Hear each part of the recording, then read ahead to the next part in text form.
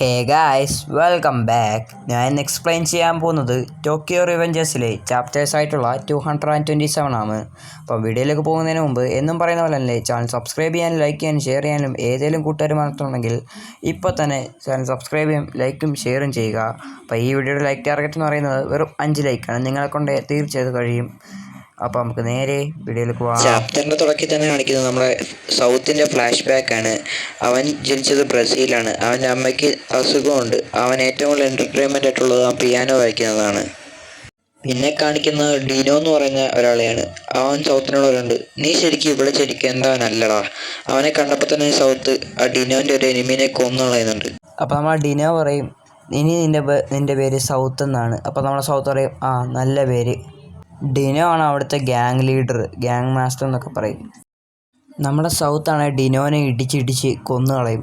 എന്നിട്ട് പറയും, ഇന്നാണ് മിനാമി ജനിച്ചിട്ട് 12 വർഷമാവുന്നതെന്ന്. എന്നിട്ട് നമ്മുടെ സൗത്ത് ഇരുന്ന് കരയുന്നുണ്ട്. മിനാമി ടെറാൻ നമ്മുടെ സൗത്തിൻ്റെ പേരാണ്. നമ്മുടെ സൗത്ത് ആണെങ്കിൽ അവിടെ ഒരു ഗ്യാങ് ക്രിയേറ്റ് ചെയ്യും. അതിൻ്റെ പേരാണ് ഡിനോ സൗത്ത്. അതിൻ്റെ ബോസാണ് നമ്മുടെ സ്വന്തം സൗത്ത്, ഇല്ലെങ്കിൽ മിനാമി ടെറാനു. അവന് 14 വയസ്സായപ്പോൾ എതിർ ഗ്യാങ്ങിൽ ഒരാൾ വന്ന് അവൻ്റെ അമ്മയെ കൊന്നു കളഞ്ഞ്. അവനിപ്പം 2 അച്ഛനും അമ്മയും ഇല്ല. പിന്നെ അവൻ ജപ്പാനിലോട്ട് പോയി. അവൻ്റെ അമ്മയെ എതിര് വന്ന ഗ്യാങ്ങുകൾ കൊന്നു കളഞ്ഞു. പിന്നെ നമ്മളെ സൗത്ത് കാണ്ടോയിൽ ചേരാൻ വരും.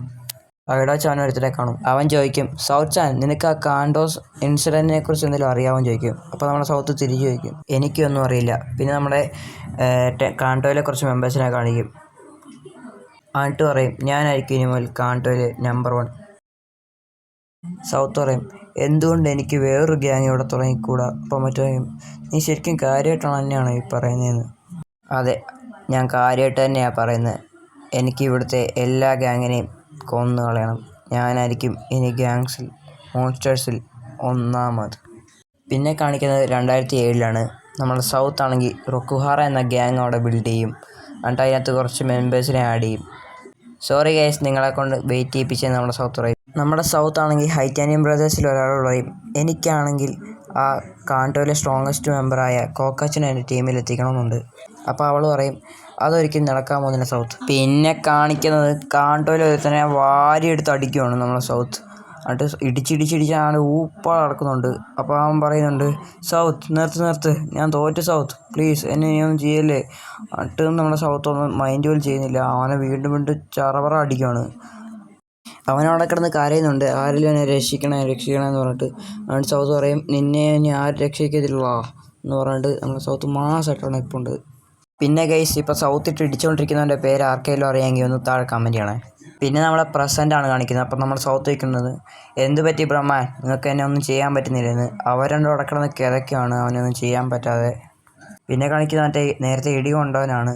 അവൻ പറയുന്നുണ്ട്, ബ്ലാക്ക് ഡ്രാഗണിലെ ഫസ്റ്റ് ജനറേഷൻ ആൾക്കാർ 2 പേര് കൂടിയിട്ടും അവനൊന്നും ചെയ്യാൻ പറ്റിയില്ല എന്ന്. നമ്മുടെ സൗത്തിനെ കുറിച്ചാണ് പറയുന്നത്. അപ്പോൾ നമുക്ക് കേൾക്കാം ബാക്ക്ഗ്രൗണ്ടിലൊരു വോയിസ്. എന്നിട്ട് പറയുന്നുണ്ട്, അവർക്കൊരിക്കലും ആ സൗത്ത് ടെറാനെ തോൽപ്പിക്കാൻ കഴിയത്തില്ല. അവന് ഏറ്റവും കൂടുതൽ ഇഷ്ടം വയലൻസ് ആണ്. അവൻ അത് തേടി എപ്പോഴും അതിൻ്റെ പുറകെ തന്നെ നടക്കും. അവനെ തോൽപ്പിക്കാൻ ഇച്ചിരി ബുദ്ധിമുട്ട് തന്നെയാണ്. ഇതോടുകൂടിയാണ് ഈ ഒരു ചാപ്റ്റർ അവസാനിക്കുന്നത്. ഗൈസ്, നിങ്ങൾക്ക് എന്തെങ്കിലും കുഴപ്പം ഈ വീഡിയോ തോന്നിയിട്ടുണ്ടെങ്കിൽ തീർച്ചയായും ലൈക്കും കമൻറ്റ് ചെയ്യാൻ മറക്കരുത്. പിന്നെ സബ്സ്ക്രൈബും ലൈക്കും ഷെയർ ചെയ്യാൻ ആരും മറക്കരുത്. അടുത്ത വീഡിയോയിൽ കാണാം. It's me Mike testing signing of.